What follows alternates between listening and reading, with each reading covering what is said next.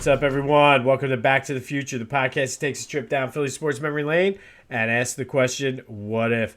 I'm your host, Jim Montgomery, and we got a kind of a special show today. It's a year-end wrap-up of sorts, even though there is going to be a regular episode next week where it's probably one of my all-time what-ifs in Philly sports history. But I wanted to have a little bit of fun today because it is Christmas. But first, I just want to say this is not necessarily Philly sports related, but huge NFL news the other day. Franco Harris passed away. He was very beloved in Pittsburgh. I work with a few people or a lot of people, I should say, from Pittsburgh. But the few that I was able to talk to today about it. He meant a lot to that city, not just the Steelers franchise, but the city. So condolences to the Harris family, anyone in Pittsburgh who knew him or was impacted by him. I mean, anybody who travels to Pittsburgh, they have a big statue of the Immaculate Reception right there in the airport. I've never been, but I've heard you can't miss it, and everybody says hello to Franco when they come to Pittsburgh. I actually did have the privilege of knowing a lot about him growing up, where we grew up, and this is before cable because it would never happen today, but we were able to pick up both Philly and Lancaster stations. So Lancaster was kind of the unofficial cut line for Steelers, and back then it was CBS had the NFC games, NBC had the AFC games. So obviously we had the CBS coverage of the Eagles games, and since there wasn't an NFC team, we didn't get to necessarily get that extra or another NFC team close by. So the Eagles were it from the NFC, but for the AFC, it was always interesting because we got the Philly feed, which wasn't always the same as the Lancaster feed. So the Lancaster feed always had the Steelers games on. So I was always able to have the option to watch a Steelers game. And I mean, obviously you did. There were times when the Eagles played at 4 or Monday night, and you'd watch the Steelers because they were the other team from Pennsylvania. But just in that, you learn a lot from just watching the games about the history of the Steelers and everything. So there were times where he was on the sideline, he was interviewed and things like that. So it was pretty cool having that experience, being able to have like that extra set of games to watch as a kid. And then obviously just being the curious kid I was and reading and looking up on it, I was able to really dive in. But I know there was a lot of people out there upset. So condolences to anyone, and hopefully they're able to have a little bit of fun at the retirement ceremony, which ironically enough is going to be Saturday. And it was just, I can't believe 2 days, and that's when he passed away. But I mean, hopefully, like I said, it's going to be more of a somber tone, but hopefully they can celebrate the life and what he meant to the city of Pittsburgh. So I felt like I had the need to represent that, or at least mention it.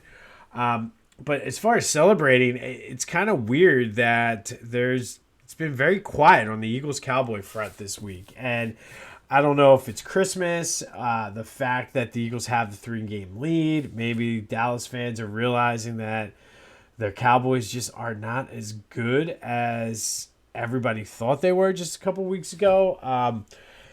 I don't know. I mean, it was announced that Minshew is definitely playing or starting this week, and I don't necessarily think it's as big of a drop-off as everybody thinks. Yes, Jalen Hurts was the MVP or was going to be the MVP, but Dallas Goedert is back. He's going to have the full offense at his disposal. The offensive line is still phenomenal. I think you're going to see a lot of running, and I think Sirianni's going to have a game plan that's going to set Gardner up to be successful. And it was always going to be a low-scoring game, I feel the way, especially with the way the Cowboys' offense has been playing, as well as our defense, it was going to be down to who won that battle. And I like the matchup this week, and I like the way it's setting up. And like I said, and maybe that's all playing into why it's been quiet. I mean, it is the Eagles-Cowboys. You would think it would be a lot more, but I'll get more into that on this day in Philly sports history the rest of the week, so be sure to check that out. And the last thing that just kind of is on my mind, and not necessarily a Philly sports thing, but I'm sure a lot of you out there can relate to this. And it's just the whole fantasy football. And I don't know whether it's because this is the first year since 2007 that I've not been in the playoffs in any of my leagues. But the interest just isn't there this year. And it could be the Eagles doing what they're doing. It could be just the ability to legally sports gamble. I don't know, but like I find myself worried more about point spreads and totals and getting the bets in for DraftKings before over my fantasy team. And again, maybe it's because my teams weren't quite as good. I mean, in the 4 leagues I'm in, one is just a cheap family fun league, which missed the playoffs on a tiebreaker. My 2 big money leagues, I finished just out of the playoffs. Just had bad luck. I was in the top half of the league in scoring and just caught guys on different wins. And I know nobody wants to hear it because I don't want to hear it when people tell me. But the other league is a free league. However, I came in dead last in that, which I have no idea how even possible, even remotely playing. I don't know if it was my draft or what, but now I have to play a round of golf in August in a dress. So no pressure now to lose my 45 by 45 or anything. But I don't know. Let me know your thoughts. Like, is sports gambling kind of taking away some of the luster from fantasy football? Because even on some of the TV shows I'm finding, there's a lot of talk about the spreads and trends, like in sports gambling things that you don't necessarily see, like the parlays and just different things like that. So I don't know if it's taken away some of the luster. I don't know if I'm just being bitter because my team sucked this year.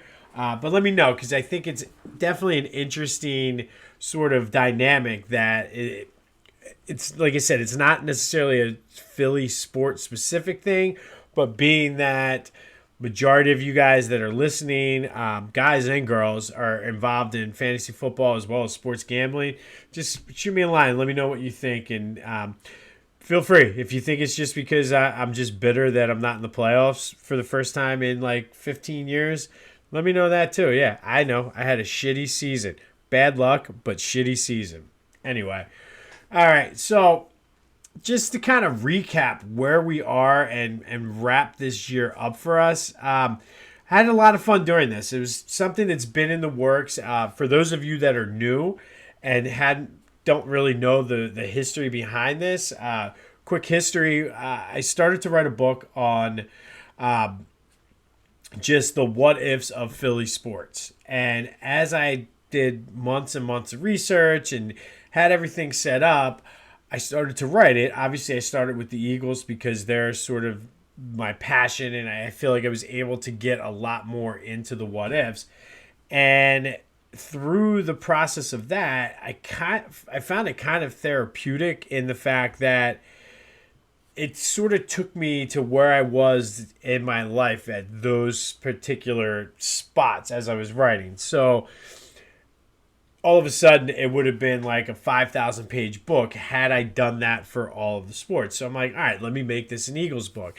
And kind of was plodding through it and kind of hit a little bit of a writer's block when I was coming into the draft pick section, which I do intend on getting back and eventually finishing it. But it was sort of one of those things where every time I would try to look at it, and ironically enough, I was stuck on the one draft where the Eagles drafted Kenny Jackson and they could have drafted Louis Lips, who was a Steeler, who I watched a lot of as a kid, ironically enough. So there's how it all comes back full circle. But every time I would look, like I said, I got stuck. So, and then just from talking, I'm like, you know what? This could be a good idea for something more than a book. And it could be a podcast, something where I keep it somewhat relevant. And we've done that. Like, we did a lot through the World Series or the Phillies playoff run. And that spawned then this day in Philly sports history. For those of you, if you're regular listeners of this, you know I mentioned that's my daily now podcast, a little short, 10-minute max, where we go over specific things that happened that day in Philly sports history.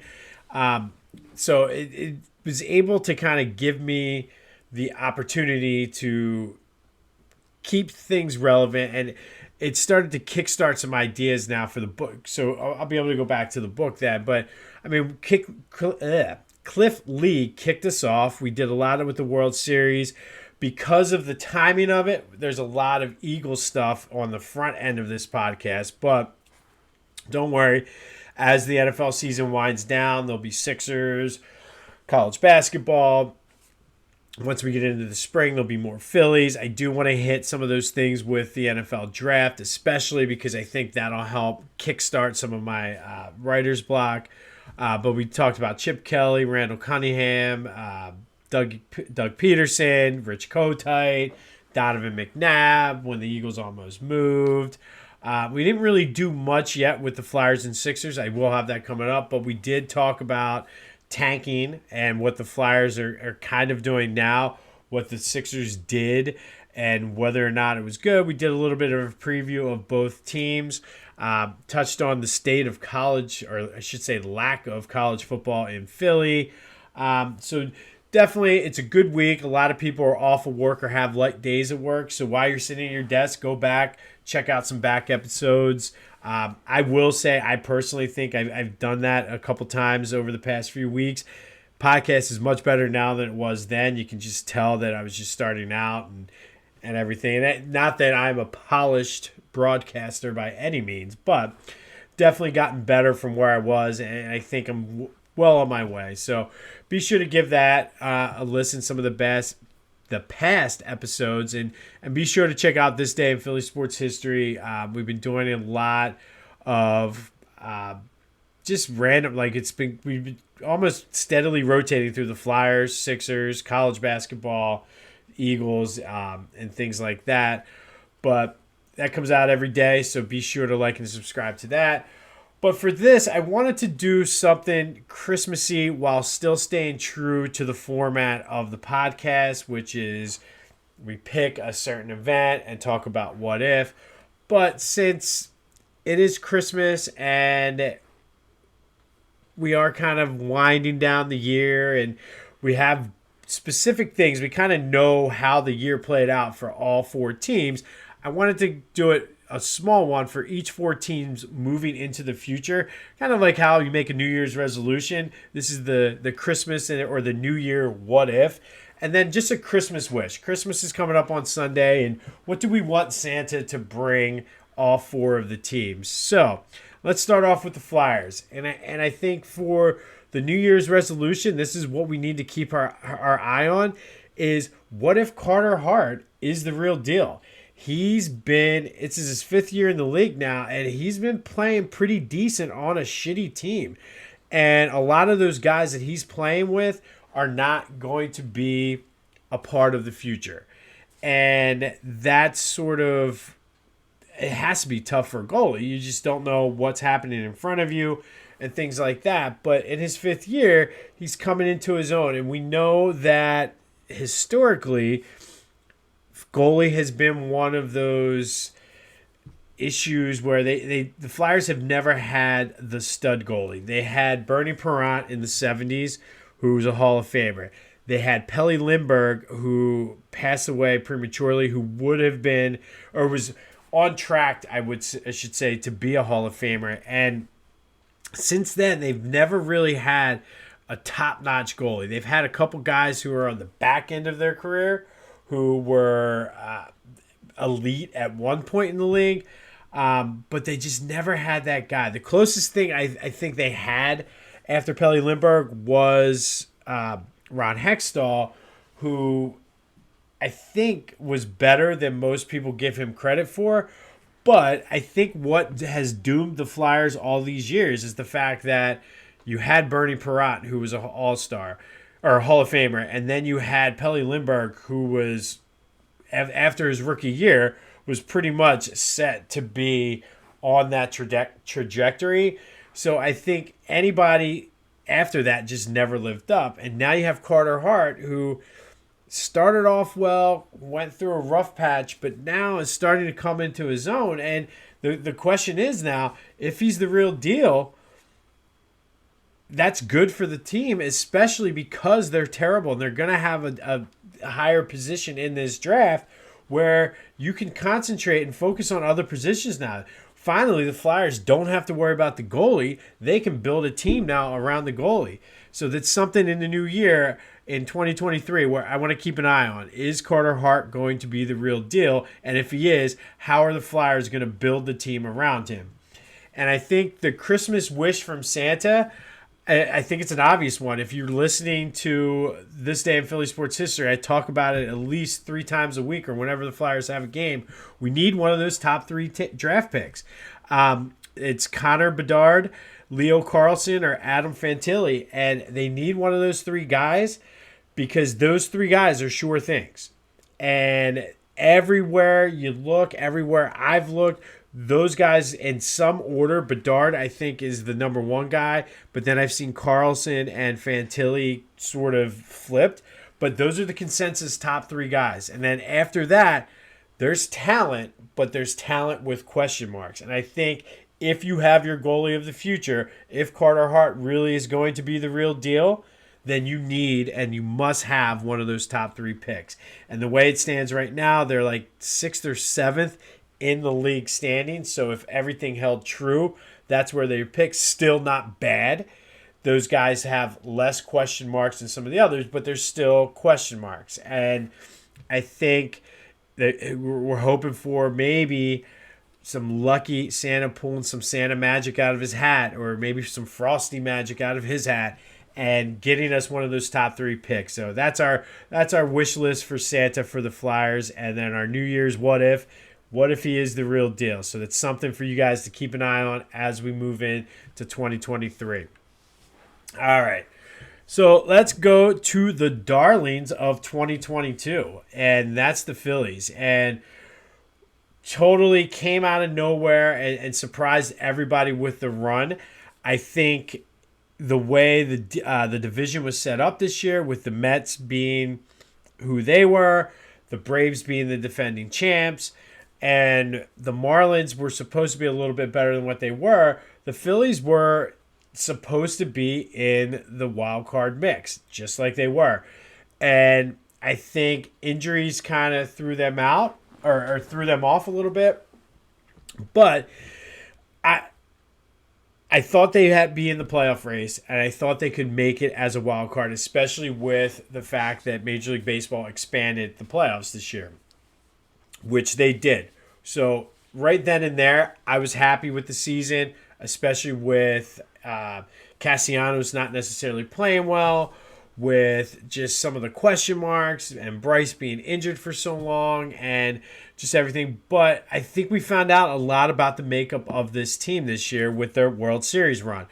They were a scrappy bunch. You can never count them out. I think we had Ranger Suarez really step up and cement himself as one of the guys in the rotation. You had Wheeler and Nola, who had pretty good seasons, not spectacular, but very, very good seasons, and they were both very good in the postseason, at least in the beginning. So a lot to really be happy with and be proud of for the Phillies. It's disappointing that Harper has had his surgery and is going to miss the beginning of the season. But so our New Year's what if for next year is this year the Phillies we kind of made the jump that I thought that they were going to make next year and be in contention for the World Series. So what if in 2023 they still make the jump to the next level? Are they able to win the World Series? And I think the way they played against the Astros, they were just inconsistent. They were in that series. It's not like they were overmatched. They got hot, and they showed what you can do, and they did everything the right way. They made the moves this year. They went out and got Trey Turner and Tawan Walker. That's huge. Now you have four legitimate Major League Baseball starters in your rotation. You have Trey Turner, who is a superstar. You have Schwarber, who should be better now that he doesn't necessarily have to hit leadoff, and he might see some more pitches, which in turn might lead to a better average. You have Castellanos back. It allows you to move Bryson Stott around. You have like Mouton should be better. There's guys in it should be good. All those guys should be able to take another step. Oh yeah, and then you have Bryce Harper coming back, who is going to be like almost like a free trade deadline move. Who happens to be a multiple-time MVP and one of the most clutch players, especially after what he did in the NLCS, one of the most clutch players in the league. So they just need to keep afloat, but they typically do. And I think what's going to happen is Trey Turner is going to bring a different dynamic. You're going to have your starters are set. They added some bullpen help too, some left-handed bullpen help to help those guys out. So they made the moves and did what they needed to do. I mean, the Mets are spending money like ridiculous. They have like five guys that are accounting for $1 billion, but they are the Mets, and those guys, especially the pitchers, are another year older. And yeah, Verlander was lights out last year, but he's almost 40 if he isn't 40. And then you have Scherzer, who is he showed a little bit, couple signs here and there. I mean, he was great, but he went on the DL and he showed some signs of some wear and tear. So you never know, but I think they just need to keep afloat, and that's the what if. What if they still make the jump they were supposed to make in 2023? Then that means possibly winning the division, possibly winning the World Series. It's not out of the question, especially after last year. All I ask is it's fun to go down to the ballpark again, and if they start off winning, that place is going to be sold out every night. And when that place is sold out and it's rocking, trust me, I've been there on games where it looks like the Phillies were just dead in the water, and that crowd completely got everybody up and fired up. So it's a good thing. So what if? I think the sky will be the limit, and obviously we'll get way more once the roster is done. But speaking of the roster being done, the Christmas wish for this year, I didn't know where to go with this. Obviously, we want Bryce Harper to have a speedy recovery. But I think the big key for this team is they did what they did without Castellanos being Nick Castellanos. Castellanos was terrible by all measures last year, and I think he would tell you the same thing. He had some bright spots here or there, but I think overall he was terrible. And what they need is Castellanos to just come back in and be Castellanos. Doesn't need to necessarily do too much. You have guys that'll help pick you up. Just need him to relax and just hit the ball. And between that and a Bryce Harper speedy recovery, like I said, that's Bryce Harper coming back is going to be like a trade deadline move where you don't have to trade anybody. And a couple more bullpen arms, because you can never have too many of them. And I don't think that's too much to ask, Santa. Throw some bullpen arms in our stocking, we'll be good.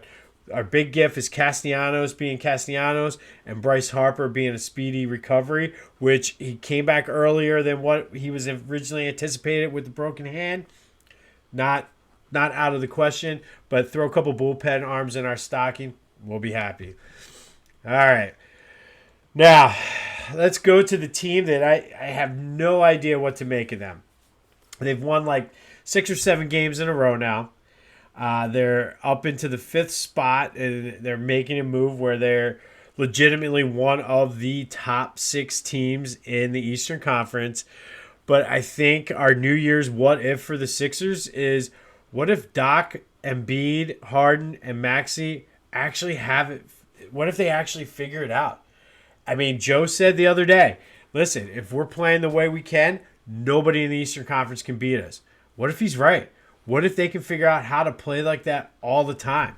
They've been known to go on runs, especially under Doc Rivers, or I'm sorry, not under Doc Rivers, with Joel Embiid, because I think a couple of those times it was with, why can't I think of the old coach's name? Brett Brown. So they have gone on ridiculous runs in the second half of the season to get like a top 1, 2, or 3 seed. So they can do it. So if they figure this out, this team could be dangerous. They have more talent than any of those teams. And I mean, those top 6 teams aren't separated by that much. And talent-wise, like the Celtics came out gangbusters, but they're coming back down to earth. The Nets are picking it up. But between the Bucks, the Celtics, the Cavs, the Nets, Sixers, and the Knicks, those are your top 6 teams. And then you have the Heat, who always get hot, the Hawks and the Raptors, who always get hot. So the Eastern Conference is tough. But I do say, when Joe's right, when they're at their best, they can't be beat. And I can't disagree with it. And I think that's the key, though. They need to figure that out. And that's what our New Year's what if is. Can they actually figure it out? And the fact that a lot of those bench guys now have gotten good runs against top-level players, that only makes their bench that much better. So I like where this team is heading. I'm cautiously optimistic because they've done nothing but burn me for the past 4 or 5 years. And Joe, if you're listening, I don't want to trade you. I just don't want to get burned again. So trust me when I say I don't want to trade you. I just don't want to get burnt. So I'm tempering my expectations because you guys killed me. And I know Ben Simmons is not there anymore. So maybe it'll be different once the playoffs roll around. We shall see. But it's always fun when the Sixers go on a run. So that's our what if. Obviously, once the new year starts, we're going to have way more on the Sixers once NFL season winds down. A lot of what ifs. But again, the Sixers are always fun. This town, like all the teams, basically, whenever our teams are good, it's fun to be a Philly fan. But our Christmas wish for the Sixers, we want to stay healthy. Specifically, Joe. We need him to stay healthy. We need Harden to stay healthy. Hopefully, Maxey heals up and comes back and he's fine. But that's what we need. Maxey should be coming back anytime now. And that's going to be another good addition to the Sixers as they move forward. He might be playing on Sunday, Christmas Day, against the Knicks. But I will say the fact that he's coming back is good, and we just need some health. And that's going to be the key because those bench guys have, like, it's all starting to fit together. It's kind of like scary, and that's why I'm keeping my expectations low. I also want some defensive guys at the trade deadline. If they can somehow pull some trades and get a couple defensive guys to help late in games especially, I'll take it. And this, listen, I'll throw a Hail Mary up here. The pass and the prayer. We need Doc not to shrink in the playoffs. Doc is not a good playoff coach. So, Santa, we ask for health for all of our teams, but specifically the Sixers. And again, I don't know I'm not Catholic, so I don't know the Hail Mary prayer, but if you know it, say a Hail Mary that Doc can not shrink in the playoffs. Let's throw a Hail Mary. Like, let's drink Bloody Marys. Whatever Marys we got to do. Mary, Mary, quite contrary. Whatever. Mary, why you bugging? Whatever. Let's just hope and pray to a Mary that Doc does not shrink in the playoffs. All right, and finally, we're going to go with the Eagles. The best team this year, up until this point, record-wise. I think they have, in order to beat the Phillies, they have to go to the Super Bowl. But they currently are 13-1, 3 games left. They need to win one of those games. And I think what if for the new year is, it's obvious. What if they win the Super Bowl? And not just get there, win. So if they win the Super Bowl, all of a sudden that raises the bar of this team because that would be your second Super Bowl in 6 years, and you are now in the conversation of the elite teams. And what I always think of like winning Super Bowls was for the longest time, I think winning a Super Bowl as like a club, and all the teams are lined up trying to get in, and then Green Bay, they got in. And then they were the only ones in there. And then all of a sudden the Jets got in. And then so on and so forth as you go. And the line, your team starts moving up closer and closer.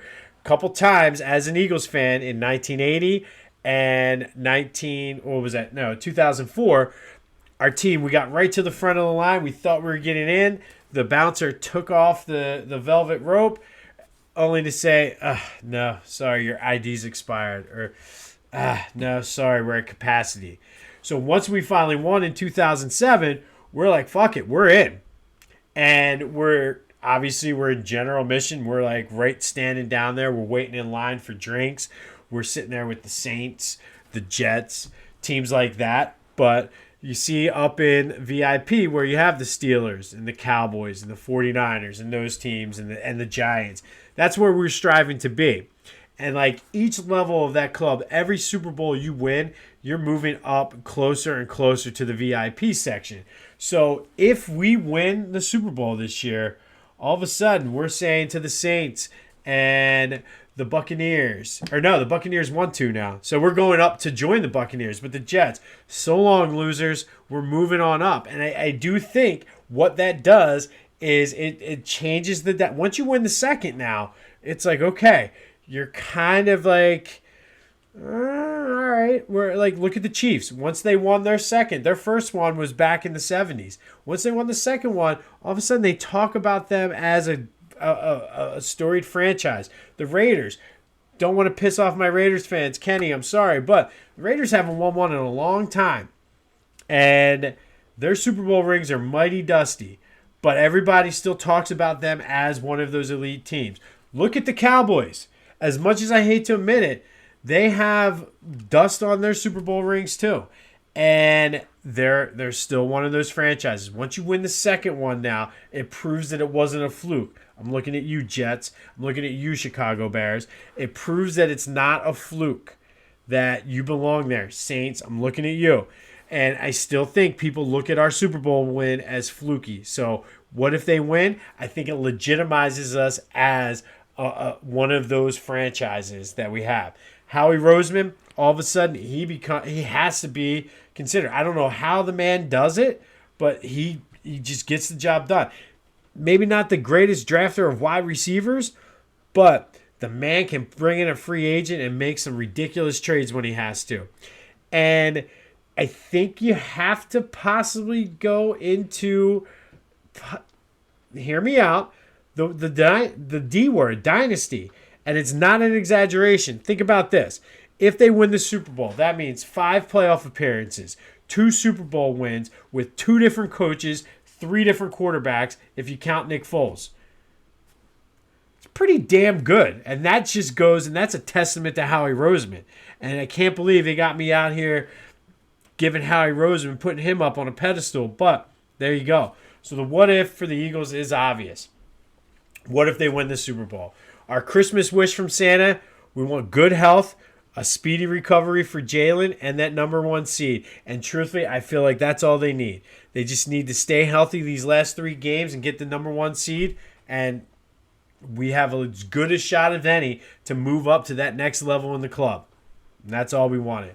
Listen, I'm in there, but, I'm not satisfied with being in there. Like, I want to get to the top. I want to see the VIP. I want to get bottle service. All right? That's what I want.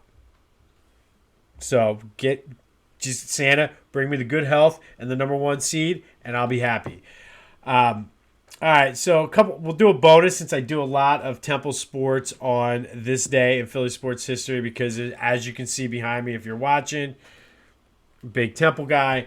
But my Christmas wish for them, I'm not going to do the what if, but my Christmas wish is for them to continue to grow, specifically with football, and possibly just be one of the last teams standing when all of the college sports dust settles. I think they set themselves up, and then the landscape completely changed on them, and they're kind of one of those also rans now. And it's frustrating because they were a very proud college sports team, and just the fact that they did what they did, they basically went all in on football, at the expense of basketball, I feel, and they had it set up, and then the Big East fucked them, and it all kind of crumbled, and they got kind of with the AAC, and then Matt Rule left, and it just was just a whole domino effect. So hopefully, I just ask that they're one of. Ultimately, I think all of the big Power Five conferences, it's going to end up being like a minor league system where it's not really going to be college sports. So hopefully, Temple, they're not going to be on that level, but hopefully they're able to be one of the better college teams left standing when the dust all settles. And then for Back to the Future in this day in Philly sports history, my Christmas wish is just to continue to grow, possibly get to the point where I'm monetizing it. I mean, I'm not necessarily in it for the money. It's something I enjoy doing. Don't get me wrong. I'm not gonna Santa. I'm not gonna turn down money if you're gonna give it to me, but just to continue to have fun with it, continue to get better. Hopefully, get to the point where I'm able to work more on my book and kind of get that out and published, and ultimately not run out of ideas. It's kind of one of those things where I was able to come up with a lot of different things on the fly that I wasn't expecting or never thought of. I have topic list and all set up. I'm going to spend next week. I'm off from work. Going to spend next week kind of planning out the first 3 to 6 months of what I want to do.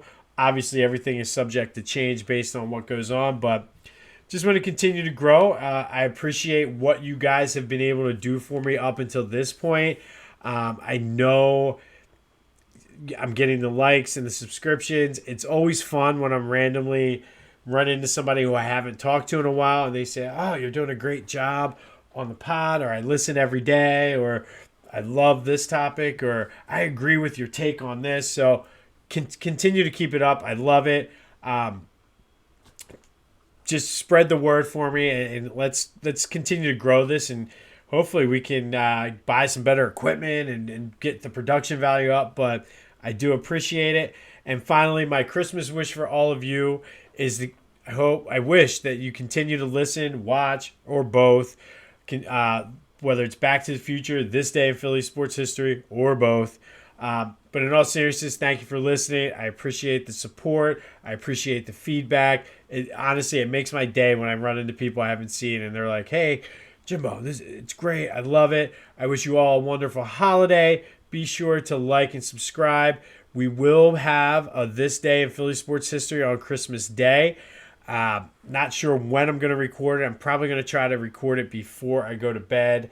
That way, you wake up on Christmas morning, it's there waiting for you while you're having your coffee and the kids are playing with their toys. But again, please have a wonderful holiday. Check out the YouTube channel, TikTok, Twitter, all at Jimbo_Mont, Instagram at Philly Jimbo. Have a wonderful, wonderful holiday. I will be back with a new episode on the week in between New Year's, so I wish you all Happy New Year's then. But have a wonderful Christmas, and until next time, I will see you when I see you.